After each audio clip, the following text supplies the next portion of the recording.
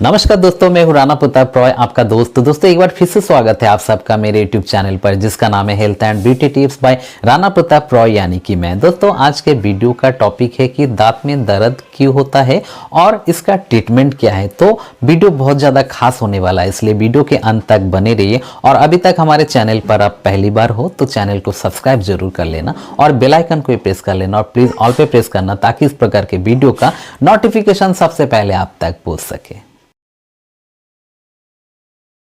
दोस्तों सबसे पहले बात करते हैं कि दांत दर्द क्या होता है। देखिए, हमारे दांत में या दांत के आसपास में जो दर्द होता है उसी को दांत दर्द, दंतशूल या टूथएक बोलते हैं।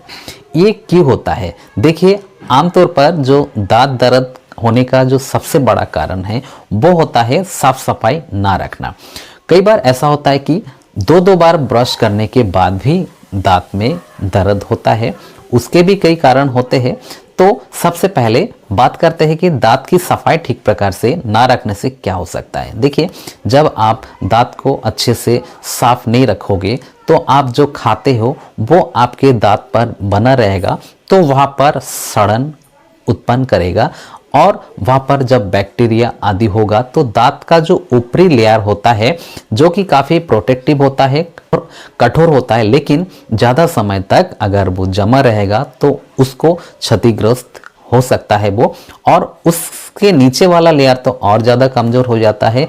तो उस समय क्या होता है कि दांत में कैविटी हो जाती है, धीरे धीरे कीड़े लगने की वजह से दांत गलने लगते हैं और दांत के नसों तक जब वो गलन सड़न पहुंच जाता है, बैक्टीरिया पहुंच जाता है, तो उस समय दर्द बहुत होने लगता है। नसों में तेज दर्द, झंझनाहट होने लगता है। कई बार ऐसा होता है कि दांत खोखला हो जाता है, दिख जाता है, तो उस समय उसमें कई प्रकार के खाना आदि भोज्य पदार्थ जो है प्रवेश कर जाता है और निकल नहीं पाता है, सड़ता है, गलता है उसके अंदर और सूजन पैदा करता है।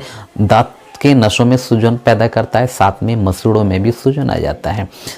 साथ साथ कई बार जो दांत में सूक्ष्म छिद्र हो जाते हैं, जिसकी वजह से कई गर्म या ठंडा अगर लेते हो आप तो उसकी वजह से दांत में तेज झंझनाहट, दर्द उत्पन्न होने लगता है। दांत में किसी प्रकार का चोट आदि लगने की वजह से, दांत क्रैक होने की वजह से भी दर्द हो सकता है। दांत का मसूड़ा सूजने की वजह से दर्द हो सकता है। मसूड़े सूजने के बहुत सारे कारण हो सकते हैं। साथ साथ अकल दाढ़ जब निकलता है आपको तो उस समय जो है मसूड़ा आपका फूल जाता है, मसूड़ा फट जाता है दांत के ऊपर का आसपास का, तो उस समय वहाँ पर भोज्य पदार्थ आदि पहुँच जाता है। सफाई के अभाव में वो वहीं पे बना रहता है और सड़ गलने के बाद में जो है फिर सही होता है और बहुत ज़्यादा पेनफुल होता है ये, और सालों तक पेशेंट को परेशान करता रहता है। कई प्रकार के जो दांत खराब हो गए हैं किसी भी कारण से, दांत को निकालने के बाद में जो इन्फेक्शन होता है उसमें भी दर्द होता है। तो देखिए, दांत दर्द तो बहुत प्रकार के होते हैं, लेकिन इसका इलाज क्या है ये तो आपने कारण जान लिया। अब इलाज के बारे में बताता हूँ। देखिए, दांत दर्द अगर किसी प्रकार के इन्फेक्शन की वजह से हो, चाहे किसी भी वजह से इन्फेक्शन हुआ है, तो उस समय पेन किलर्स के साथ साथ एंटीबायोटिक आदि का भी इस्तेमाल किया जाता है। आमतौर पर दांत दर्द में एमोक्सिसिलिन ग्रुप का जो मेडिसिन होता है वो ज़्यादा इस्तेमाल किया जाता है, चाहे वो एमोक्सिसिलिन हो, एमोक्सिसिलिन डाइक्लोक्सासिलिन हो या फिर एमोक्सिसिलिन सीबी हो। इस प्रकार के जो भी मेडिसिन होते हैं इसी का इस्तेमाल सबसे ज़्यादा किया जाता है। साथ साथ सेफालेक्सिन आदि मेडिसिन जो है उसका भी इस्तेमाल बहुत मात्रा में किया जाता है और दांत के लिए बहुत अच्छा फायदा करता है। दांत के लिए पेन किलर कौन सा इस्तेमाल करना चाहिए? दांत के लिए पेन किलर जो टैबलेट होते हैं एनसाइड ग्रुप में, वो होते हैं सबसे पहले डाइक्लोफेनाक पोटेशियम, डाइक्लोफेनाक सोडियम और एसिक्लोफेनाक भी बहुत अच्छा काम करता है। इस प्रकार के जो भी मेडिसिन है, चाहे वो प्लेन टैबलेट हो या फिर कॉम्बिनेशन में हो।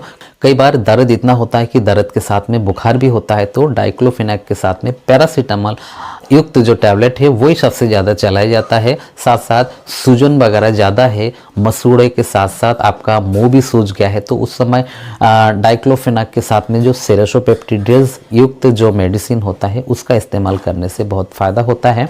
बहुत ज़्यादा तीव्र दर्द है तो डाइक्लोफेनाक के साथ में MR युक्त जो टैबलेट है जैसे कि इंटाजेसिक एमआर है या फिर अन्य किसी प्रकार का डाइक्लोफेनाक का पोटेशियम, पैरासीटामोल और क्लोरोक्साजन युक्त जो टैबलेट होता है उसका इस्तेमाल करते हैं, बहुत अच्छा फ़ायदा होता है।